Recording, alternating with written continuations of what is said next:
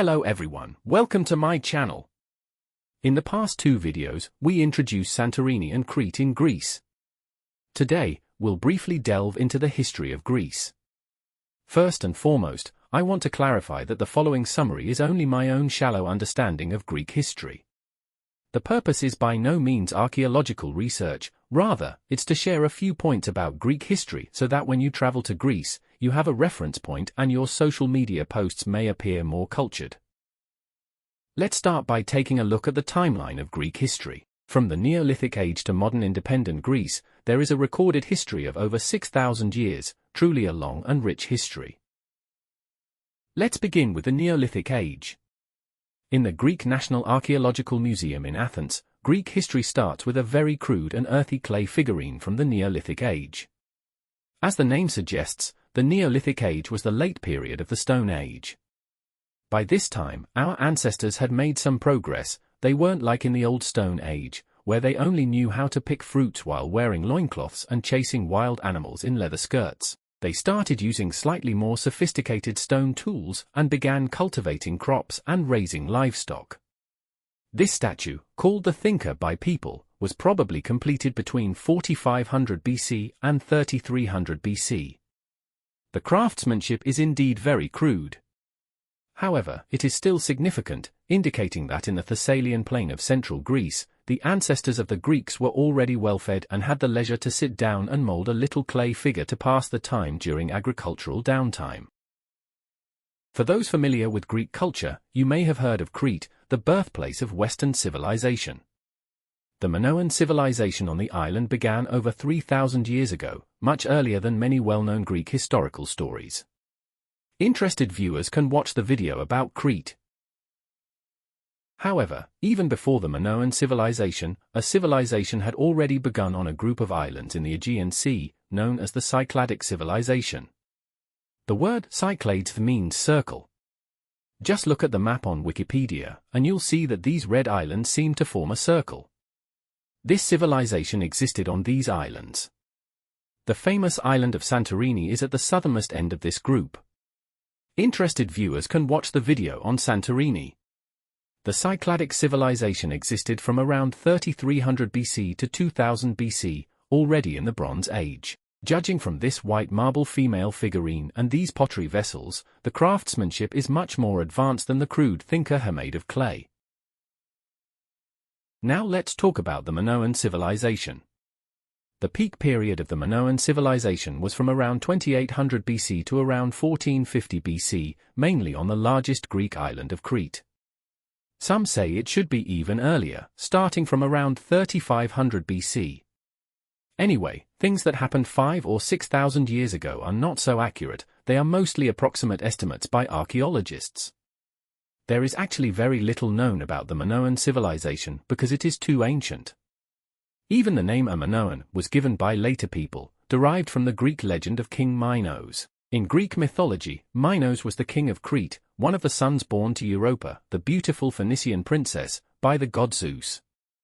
Folks familiar with some Greek myths may know that Greek mythology is very vivid and violent. The story of Minos is no exception. The Minoan civilization left many artifacts and utensils related to bulls because, according to legend, Minos' queen messed around with a white bull given by the sea god Poseidon and gave birth to a monster with the head of a bull and the body of a man named Minotaur. The flourishing Minoan civilization disappeared around 1450 BC. One major possibility is the tsunami caused by the volcanic eruption of Santorini that year, which submerged Crete. However, some say it was the invasion of mainland Greeks that led to the demise of the Minoans. In any case, what remains now are some ruins. The most famous Minoan ruins is the Palace of Knossos on Crete, dating back 4 or 5,000 years, preserved to this day, and you can still feel the glory of the past. If you want to see more Minoan artifacts, be sure to visit the Archaeological Museum in the capital of Crete, Heraklion. There are some frescoes from the Palace of Knossos and pottery from that time. The craftsmanship was already quite high, showing the prosperity and comfort of people's lives at that time.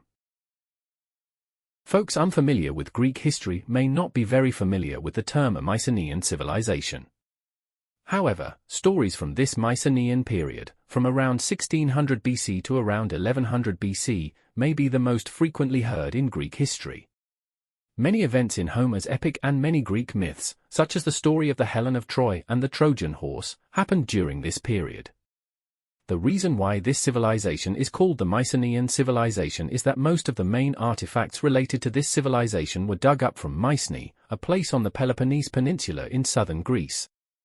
The Mycenaean Greece actually covered more than just the Mycenae area. The entire Peloponnese Peninsula, Crete, southern mainland Greece, including much of present-day eastern Turkey's western coast of the Aegean Sea, were within its sphere of influence. This important period of civilization history actually has very few historical records and artifacts. Many of the artifacts we can see now were dug up by a German named Heinrich Schliemann from Mycenae and Tiryns. As Schliemann dug up these artifacts, he made every effort to link the things he dug up to characters, palaces, and cities mentioned in Greek mythology and Homer's epics. For instance, after Schliemann dug up this golden mask, he said it must be the mask of King Agamemnon mentioned in Homer's epic. Later, someone said that this mask was made so delicately that it didn't look like something from 3,000 or 4,000 years ago. It might have been fabricated by Schliemann to fool people. You can compare it with the chubby golden mask on its right and judge for yourself. The Mycenaean civilization lasted for 500 or 600 years, and it began to decline around 1200 BC. Why did such a good civilization suddenly decline? Because it happened so long ago, there are many speculations. Now the most popular theory is that another group of Greeks, the Dorians, rose up at that time and invaded the territory of the Mycenaeans from the north of the Balkans. In any case, based on the artifacts dug up from around 1100 BC, things were no longer as exquisite as they were in the Mycenaean period. The pots and jars were simple with geometric patterns. Many cities from the Mycenaean period were abandoned. Historically, these 300 or 400 years are called the Dark Ages of ancient Greece. My guess is that these Dorians were all rough people who liked fighting and didn't like those fancy things from the Mycenaean period. Later, the famous Spartan, known for its militaristic society, was founded by the Dorians. During the Greco-Persian Wars, when the 300 Spartans held off tens of thousands of Persian troops, this kind of situation was indeed not comparable to the golden masks of the Mycenaean period. It feels somewhat similar to the negative cultural impact of the invasion of Mongols in world history. After the Dark Ages passed for 300 or 400 years, things slowly began to change again. Greek classical city-states began to emerge. The largest were the martial Sparta and the artistic democratic Athens. The common people were also fed up with the cultural desert of the Dark Ages, and philosophy, theatre, poetry, sculpture, and other cultural arts began to mushroom. This period is later known as the Archaic period. This period feels a bit like China's spring and autumn and warring states periods, and the timing is also similar. Politically, there were a bunch of small countries, namely city-states, fighting and vying for hegemony. Culturally, there was a profusion of blossoms, and 100 schools of thought contended. Figures from this period, such as Aristotle and Thucydides, are familiar to many. The famous Parthenon of the Acropolis in Athens, Greece, and the Temple of Apollo in Delphi were also mainly constructed during this period. The final period of the Archaic period saw the rise of the Kingdom of Macedonia under Alexander the Great. From a small state in northeastern Greece, Alexander swept through various Greek city-states and expanded his territory eastward and southward, conquering Egypt, Persia, and even reaching northern India. In 323 BC, Alexander the Great died, and the Archaic period ended. Alexander may have passed away, but his activities across Europe and Asia left a profound influence of Greek culture wherever he went. When he died, his generals immediately divided his empire. However, those countries still had a Greek flavor, so this period is called the Hellenistic period in history. The Hellenistic period was not long, just over 100 years, and the various divided countries fought among themselves. In the end, they couldn't withstand the might of the Roman army. In 168 BC, Rome conquered Macedonia. In 146 BC, the entire Greek region officially belonged to Rome. Greece entered the Roman period. Greece during the Hellenistic period was chaotic, so it might not have been a bad thing for Rome to unify Greece. Besides, the Romans allowed the Greeks to govern themselves, and the Romans had long admired Greek culture. Later, as the territory of the Roman Empire grew larger and more difficult to manage, they tried to divide the empire into two parts, with one emperor on each side, and Greece was at the core of the eastern part. Of course, this concept of Greece was larger than present-day Greece, encompassing a large swath along the eastern coast of the Mediterranean Sea, including most of present-day Turkey, the southern Balkans, and much of Bulgaria, and sometimes even the northern part of Egypt. In 330 AD, Emperor Constantine the Great built Constantinople in the ancient Greek city of Byzantium, which is now the great city of Istanbul in Turkey. At this time, the East and West Roman empires had not officially split, but Greek history had already entered the Byzantine period from 330 AD. In 395 AD, the Eastern and Western Roman empires officially split, and the Western Roman Empire fell in 476 AD.